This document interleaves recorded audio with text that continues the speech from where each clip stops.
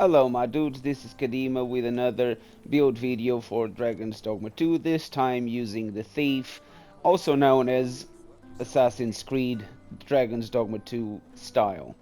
Now, the Thief is probably the best class in the game, well, discarding the Warfare, which basically you can be everything and do everything.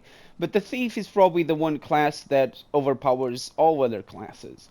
The reason being, you can actually play this game with no pawn, just you on your own as a thief. All you have to do is take a few curatives with you, and you'll be good to go.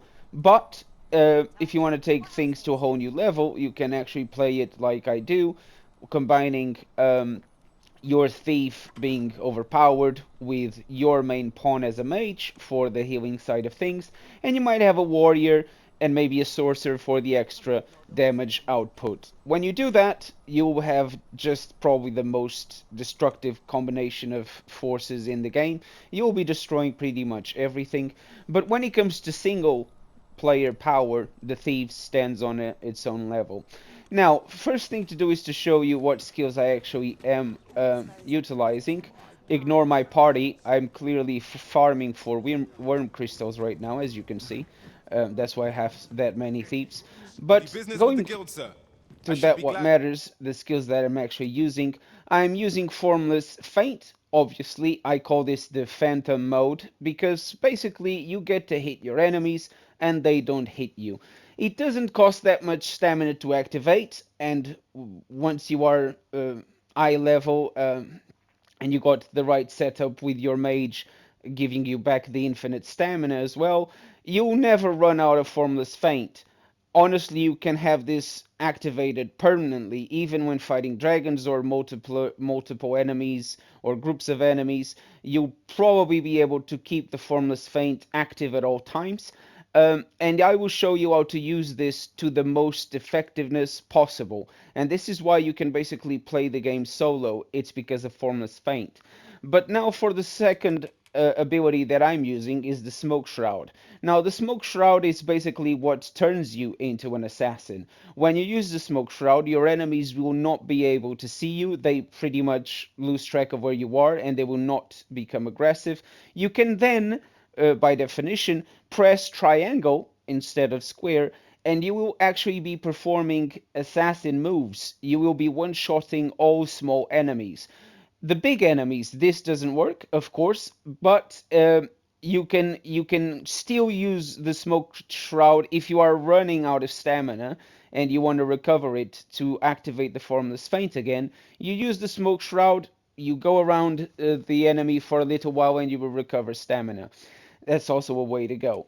The plunder. The reason why I'm using the plunder is, as you just saw by my party, I'm farming worm crystals. And when you're farming worm crystals and you get to pin the dragons down, the plunder will often steal worm crystals or wake stones, both being treasured items and treasured loots in the game. Using the plunder is always helpful. It's not something you'll be doing often because the plunder is only available to be used if the enemy is pinned down. So in the middle of the fight, this is not going to work. Last but not least, the chainsaw mower, the skull splitter. Basically, this ability turns you into deathly blades of destruction. That's what the ability does. And the most effective way to actually use this is against tall enemies, such as the example in the video, a Cyclops, um, because it will do the most amount of damage. If you do this against a dragon, well, it can be useful if the dragon is on two legs, but if the dragon is on four legs, you'll most likely end on top of it, and then you won't be able to continue dishing out the damage as fast as possible. Also, keep in mind one thing is the core skills. The Scarlet Kisses is an impressive skill. You just have to repeatedly tap square and you'll be unleashing a flurry of forward slashes, and this will be the number one ability that you will do against dragons. The reason being because when you use it, um, you combine it with bump and lift, which robs the target of an item when an attack connects. This has a low success rate. Um, but considering that you are spamming square against dragons, for example, chances are you will be nicking some worm crystals in the process as well. Controlled fall is very useful, is also something that helps a lot when fighting big targets. If by any chance you get hit, just before you land, you press X when you hit the floor and you will roll and stand up. This will also prevent the loss of extra HP when landing. Foot pad kicks off a wall, allowing the user to launch themselves into a great distance. This can be useful, but on a controller, I can tell you it's not always easy to do. Sometimes it will just won't recognize that you have pressed the other direction and it won't leap the second time. When it comes to the augments, this is when it comes in handy. Being able to unlock and max up all the classes because you have a selection of things that will help the build and make it even stronger. Now, from the Thief, we have Vigor, which reduces the stamina consumed when clinging to or pinning down foes. This is especially helpful when fighting big targets and you are especially against chimeras, for example, that you will be climbing onto their backs and slaying the goat. This is especially helpful. Or if you are going to slay the Medusa, this is also very helpful. Verve basically augments your strength. Some people might say when you are such high level this will not make a difference, but considering all other available options, I don't see why not. Endurance increases your maximum stamina. Again, at high level this might not make a difference. If you think that's the case, feel free to choose something else. I like to have as much stamina available as possible, therefore endurance is part of the build. Lethality, this is a go, you have to have it. You get both of these skills from the archer. This one increases the damage dealt when striking a target's vitals. Against dragons, this being the heart, when you are slicing and dicing the heart, this will just allow you to give even more damage. Now, Zeal is what you get from the Wayfarer. It reduces the stamina consumed when performing a weapon skill. This is important, especially when you are playing as a thief, because the Formless Feint will actually have decreased cost of activation reduction, and as long as it's active, this will also impact the consumed stamina because it counts as the weapon skill still being active, so the stamina cost is also uh, reduced ever so slightly. It does make a difference on the long run. And finally, Exaltation.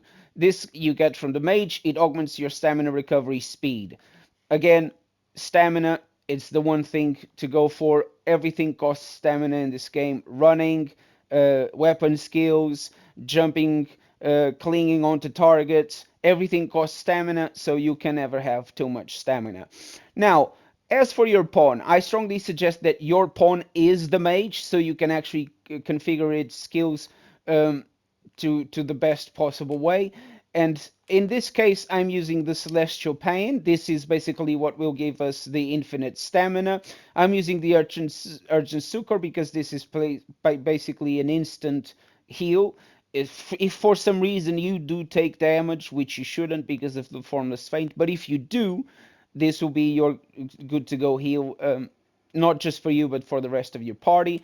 I'm using High Halidon because this basically cures debilitations. If for some reason you get caught on fire, frostbite, you get unconscious or sleep, silence, drenched, torch, icebound, or blighted, any affliction, your pawn will be able to help you straight away. You just have to press the left arrow to call for help, and he will be going for it. As for the last skill for the mage, I'm using Lightning Affinity. Now, I'm using a lightning affinity at the moment because I'm farming dragons, and dragons are weakened by lightning. Feel free to use any other buff of your preference, fire or ice. Um, 80% of the enemies in the game are weak to one of these two, either fire or ice. But you have the dragons who are afflicted by lightning. Medusa is afflicted by lightning. The big monsters, the Grims, are also afflicted by lightning. So it's entirely up to you. On the core skills, we all know what they have: levitate, quick spell, and focus bolt. Doesn't really matter in this case. But for the augments, I strongly suggest configuring your pawn with whatever skills you have available. In this case, I've got only Mage and Sorcerer, so I'm going with Beatitude, which increases the amount of health recovered by curatives and curative magics. Asperity, which increases the likelihood of inflicting debilitations with your attacks, which he directly will not inflict anything, but his buff with the lightning will help. You can actually change this to something else, it's entirely up to you. Um, Perpetuation extends the duration of enchantments and invigorations, which is helpful with the buffs and heals.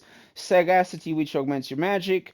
Apotropism, which augments your magic defense. And Exaltation, which augments stamina recovery. It's also helpful because he will be doing the ultimate quite often. And this will help the guy stay on top of his stamina. Now, when using the thief, there are a few things to keep in mind, and I will showcase how to use them to the best possible effect.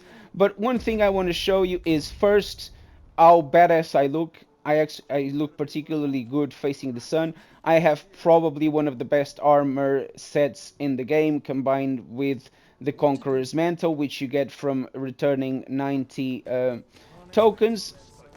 So I will quickly show you which cloak I'm using.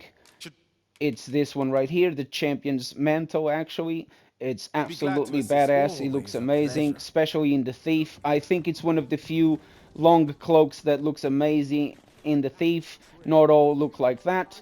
And you gotta be fashion souls at some point. So this is my fashion souls. As for the equipment, I'm using the Dragon's Vein. As for my weapons, they are giving me 896 strength, 252 magic, 100 slash, 272 knockdown power. They have no elements and no debilitations in build on them. That's why you want the lightning from the mage. As for my helmet, I'm using the Shrouded Helm. In my honest opinion, is one of the best looking helms in the game. It's actually designed pretty well, and it looks just nice with the the mantle on your back. It sits down just perfectly, in my opinion. As for my chest, I'm using the Devarapala, or whatever this is called, from the Wyrm Crystals vendor. You have access to him once you complete New Game Plus. Once you complete New Game, I mean, when you are in New Game Plus, you can actually buy uh, his items constantly, not only when you reach the Unmoored World. As you can see, it's giving me 559 defense, 485 magic defense. When it comes to the upgrading my weapon, as you saw, I used the upgrades you get from the desert city.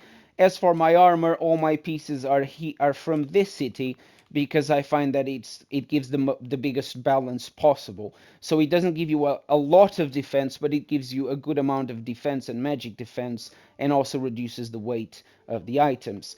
As for my rings, now Ring of Triumph, I recommend that you use it. It gives you health, stamina, and uh, weight capacity, and this is entirely up to you. I find that this helps me get the dragon down a bit faster, so I'm not relying on the damage from my pawns so much. I can actually bring the dragon down and knock it down on my own, simply because I have this ring, which is the Ring of Vehemence, which says the wearer's attacks are more likely to stagger and knock down foes. In any case, I'm going to showcase a few examples on how to use this build to its utmost effectiveness. I will try to do some of those with Gandalf on my own, and I will also show in the party using against dragons and others, so you can have another good idea of how good this build actually is and how strong thieves are. This vocation is actually pretty OP in my opinion.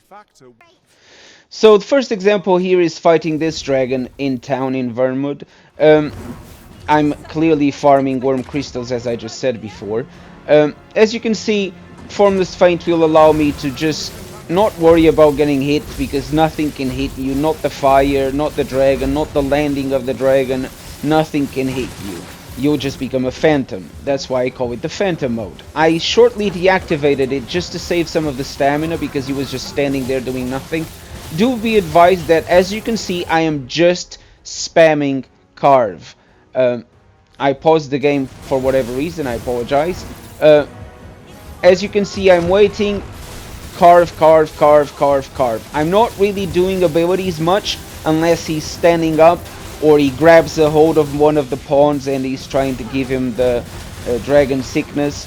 But as you can see, the spells automatically dodges everything. As you just saw, Worm Crystal plus times 5, I've just managed to steal 5 just by spamming Carve. And this is why it is important that you try to keep the dragon alive for as long as possible, just using Carve, but not too long that you allow him to fly away. So you gotta be mindful of these things when farming the dragon. But when you can see that I don't worry, my stamina is all the way to the top because my Gandalf is an awesome mage. He's constantly doing us infinite stamina, so my stamina is always up. The dragon goes down, I use the plunder to nick another 3 crystals, as you can see, and then you just spam that lovely square button like it doesn't matter, and you get that dragon damaged. Unfortunately, he decided to take flight. I did manage to just focus on the heart a little bit more, but he decided to take flight a second time, and this time he wanted to stay there. And that was a little bit annoying, so I just tried to jump and grab the tail. Unfortunately, I grabbed that citizen by mistake.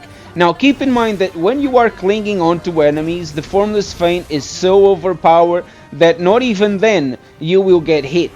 You will not see the animation of the dodging, your character will not move, but you're still not going to get hit. Now I just land that carve button on the chest of the dragon, and I am really running out of stamina, but I just had enough to finish the job and land with my kill right there next to me. Now, this is how you farm crystals, but I will show you in the next video. For the next example, yes, I'm doing a little style walk. I'm sorry, I couldn't help myself. This is how you play Assassin's Creed style. My mage is with me just because, okay, he was there.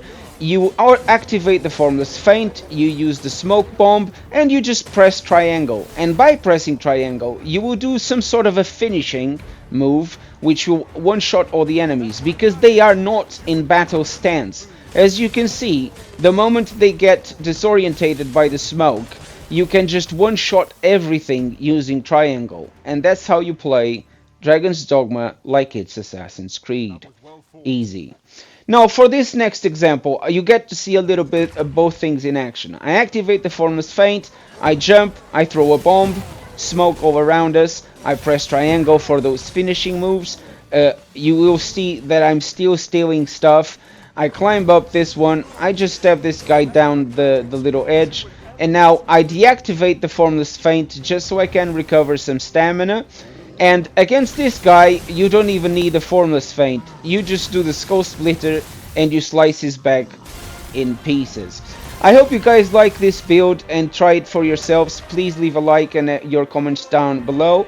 Thank you, and please subscribe if you haven't just yet. I'll see you in the next one. Cheerio!